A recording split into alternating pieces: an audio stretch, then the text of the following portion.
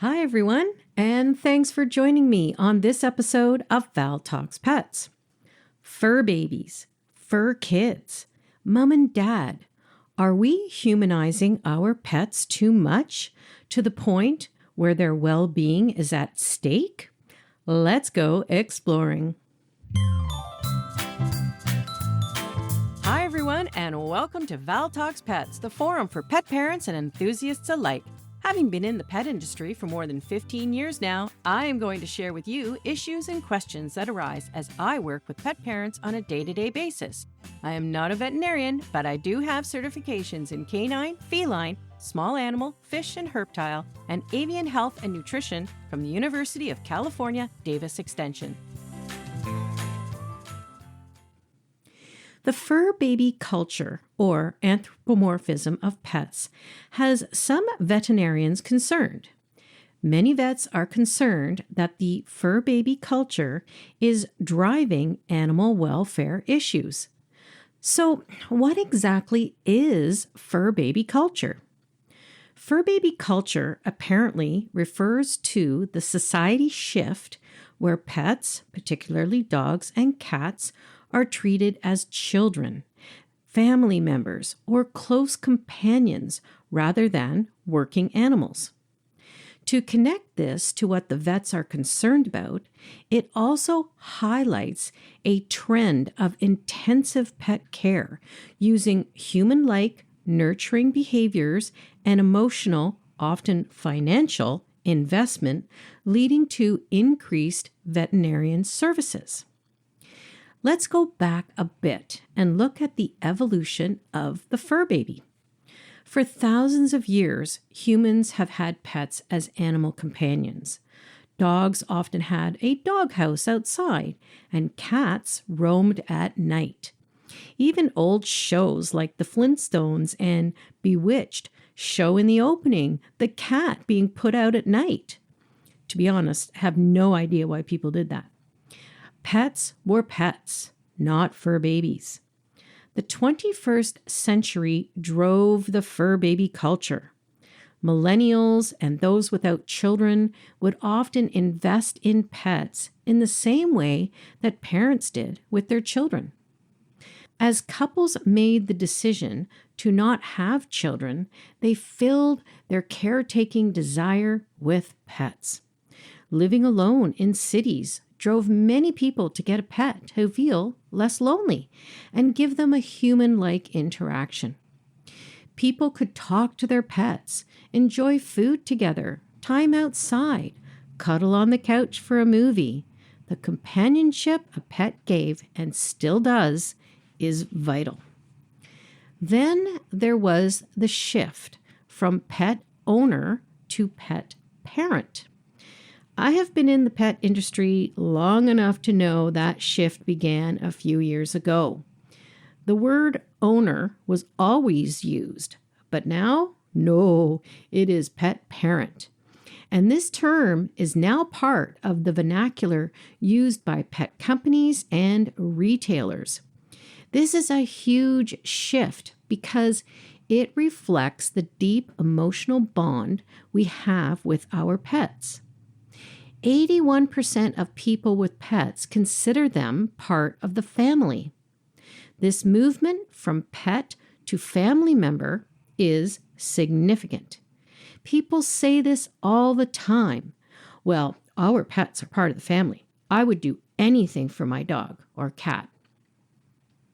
The movement to family member, a role more like a child, had retailers and the pet industry respond in kind. This created a premiumization. Retailers started offering high-end services such as organic food and luxury accessories.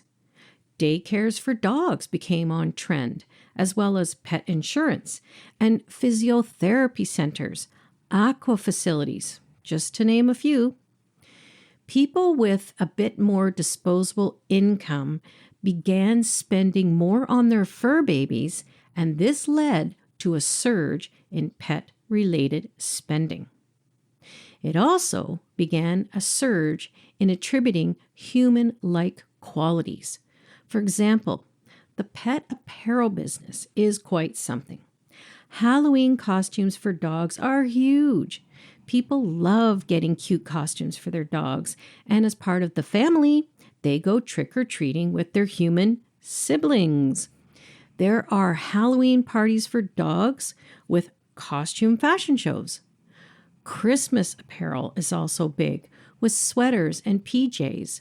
Some actually have matching PJs for the whole family, dog or cat included.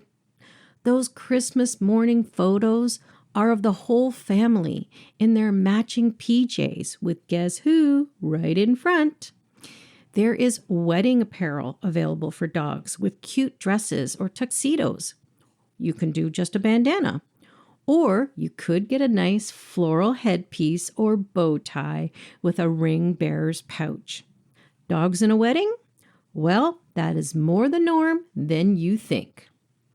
There is also seasonal clothing, sweaters for fall, raincoats for spring, winter coats and snowsuits, boots for winter, boots for summer, summer hats, cooling vests and bandanas, and don't forget sport teams' jerseys and bandanas. Let's face it, humans love to dress up their pets. Anthropomorphism is nothing new. We wouldn't have a single beloved children's story if we didn't assign human traits to animals. A woman told me that she puts dimes in her dog's bank. She has a piggy bank of her own. Then she said, "That dog is like a kid to me. She means everything." And all of this accelerated during COVID. Lockdowns and working from home created a surge in pet acquisitions. People turned to animals to create a central emotional support system. The humanization of animals at this time increased as people isolating depended more and more on their pets. The mental health benefits for reducing loneliness and stress was crucial as people navigated through uncharted territory. Unfortunately, there was also a huge fallout from this surge. Dogs were not being socialized properly, which led to many behavioral problems. As things started to return to more normalcy, dogs and cats that were used to their human companions being with them constantly found themselves home alone. And these changes caused huge issues around separation anxiety, fear-related, and aggressive behaviors. Not to mention that hundreds of dogs were being surrendered to shelters because of these behaviors, or because returning to normal living meant the pet no longer had a role or fit the lifestyle. However, having said that, there were many people who embraced pet parenthood instigated by COVID and have wholeheartedly embraced having a fur baby. Fur baby being the operative word here. The embracing of pet parenthood and the inclusion of a pet into the family as a valued member really rose because of COVID. So good and bad all around. This increase and embracing of pets as family members has opened a world that was never seen a decade ago. Who would have thought that birthday gifts and parties for a pet would take place? Gotcha days would also be celebrated for pets that were adopted when a birth date is unknown. We can't leave them out. Play dates, dog parks, pet sitters and walkers.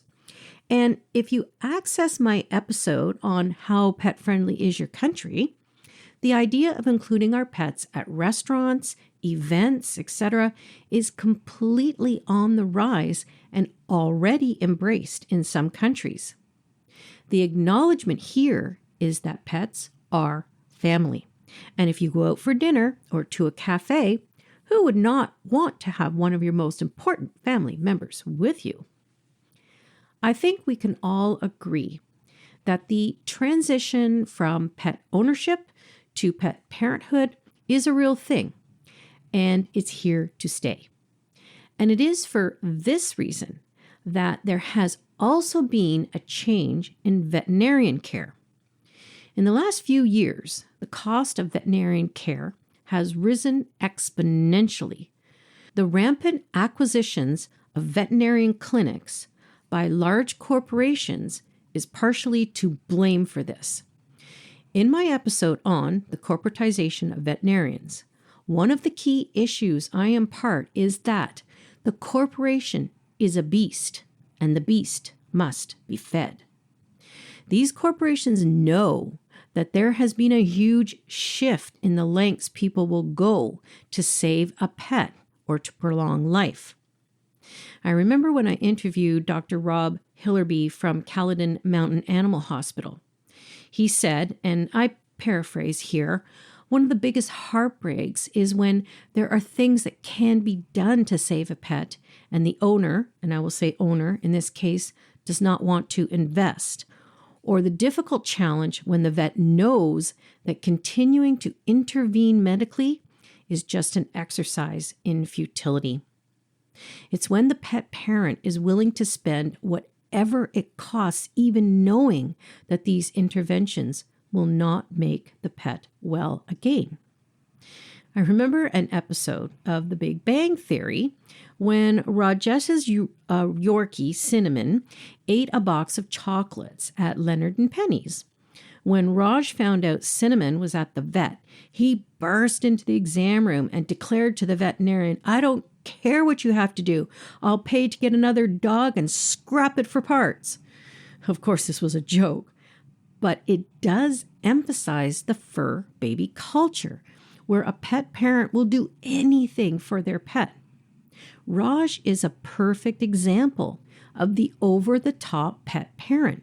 He feeds her gourmet food, shares his toothbrush with her, calls himself her daddy, declares that he sleeps with her, and sometimes spoons.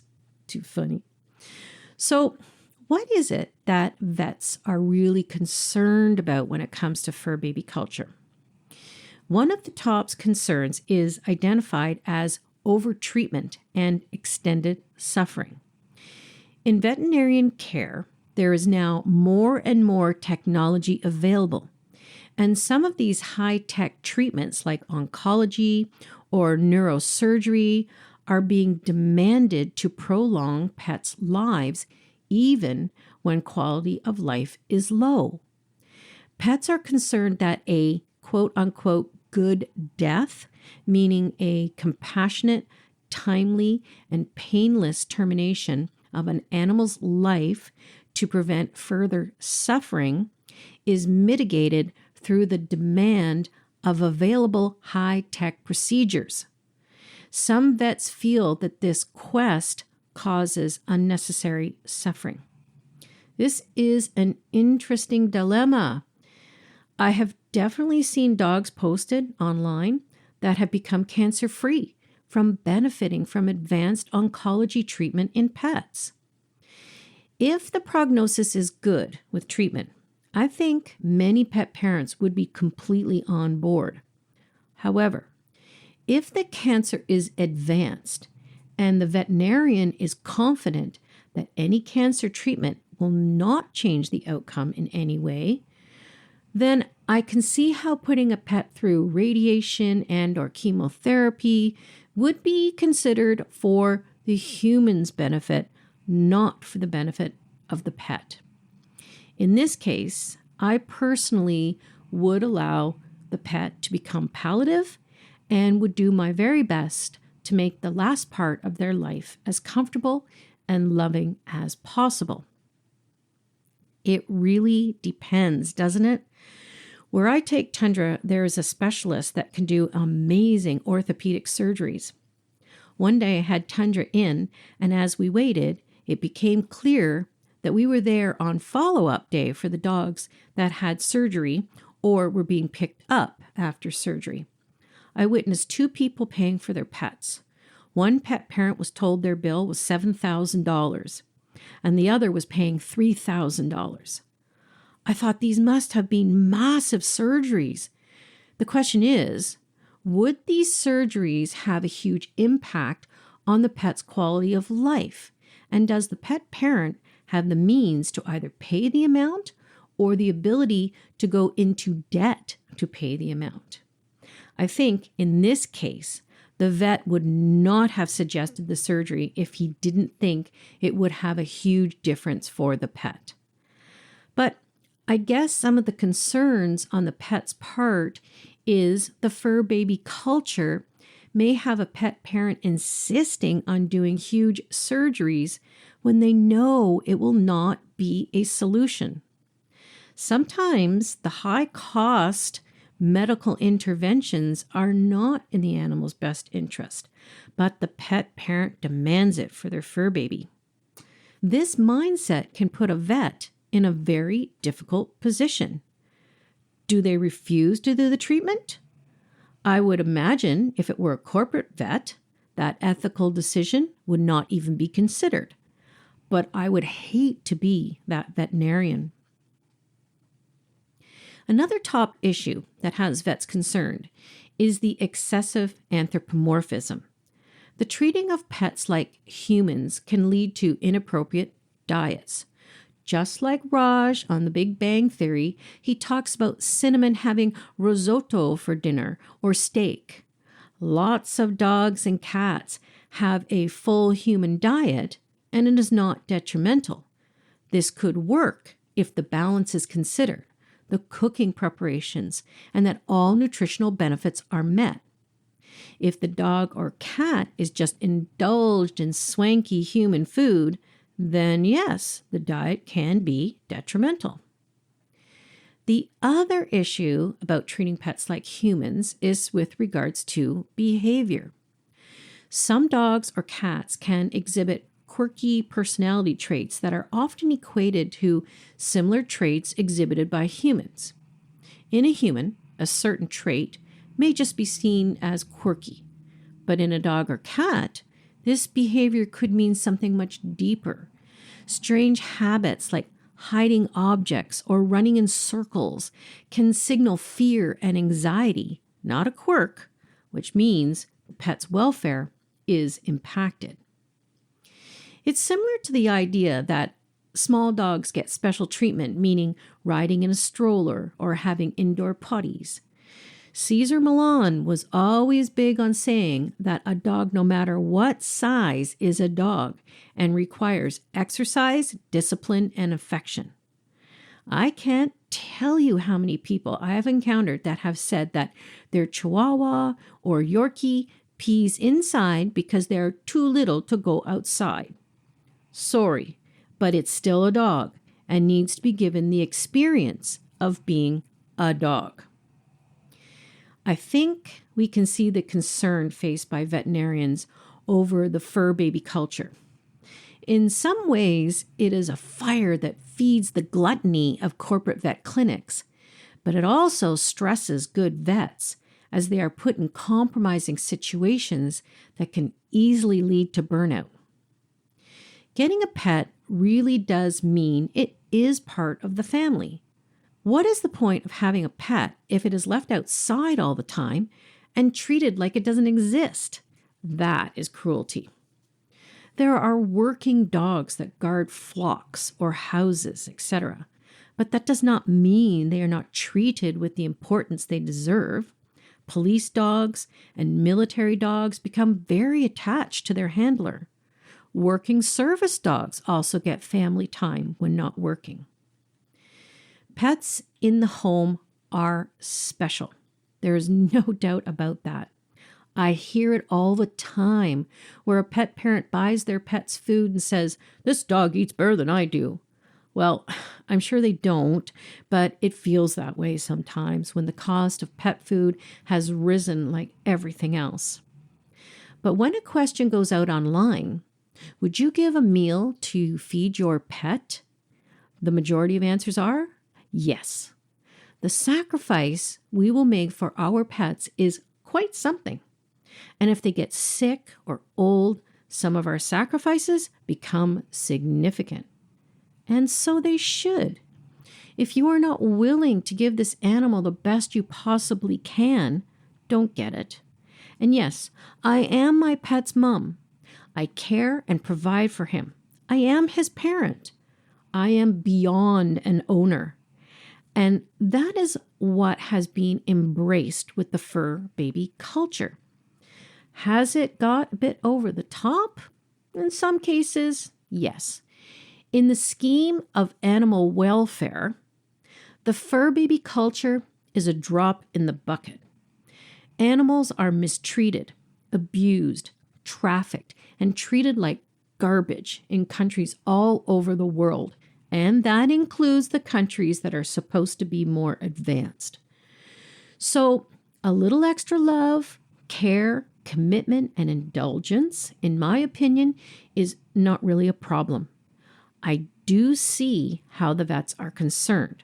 That is a real issue.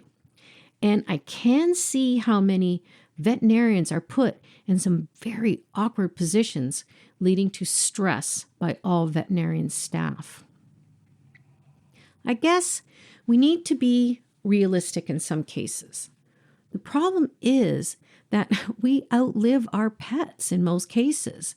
When they leave us, we are devastated. Why?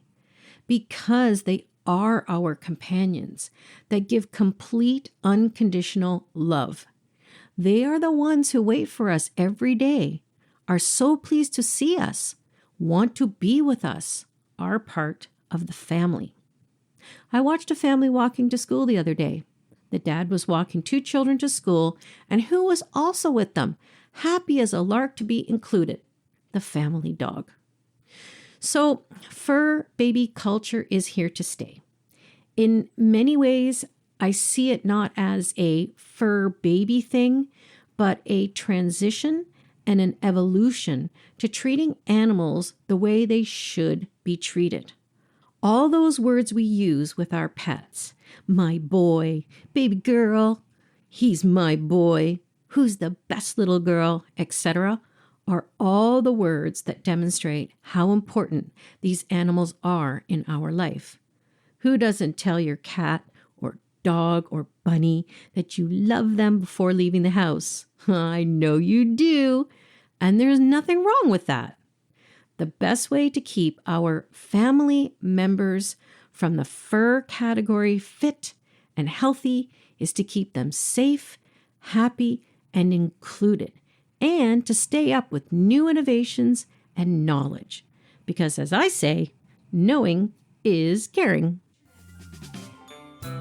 Thank you for listening to Val Talks Pets. Please remember to follow and subscribe to ensure that you never miss an episode. To really help the show and make it easier for others to find, please rate and review each episode that you find interesting and helpful. And don't forget that you can also email me at val@valtalkspet.com with any topics that you would like me to address or with any questions you may have. Also, check out my website at valtalkspet.com for more information and cute pet pictures. Thanks for caring.